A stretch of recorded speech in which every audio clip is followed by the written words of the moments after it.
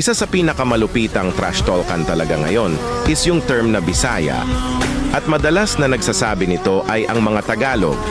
Minsan pag hindi nakakasabay sa game, ang kasama nila sabihan agad na Bisaya, Probensyano o di kaya kung ano-anong masasakit na salita. Pinakamalala na sigurong na-encounter ko ay ang pinagtatrash talk buong Kabisayaan. Pinagsabihan ba naman kaming magsasaka, walang profession, at mahina daw ang mga Bisaya. Siguro tanggap ko kung ako lang ang tinrash talk nila. Okay lang, kasi sanay na ako pagsabihan ng masasakit na salita, pero ang hindi ko matanggap na dinamay lahat ng mga Bisaya. Tanggap ko na siguro na pagsabihan akong mahina.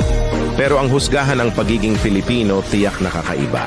Para sa mga Tagalog na mahilig man trash talk sa mga Bisaya, isipin nyo.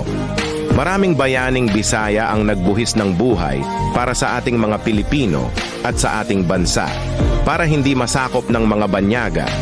Tapos kayo nilalait nyo lang ang mga Pilipino na nasa ibabang bahagi ng Pilipinas. Sa tingin nyo natutuwa sila sa atin ngayon?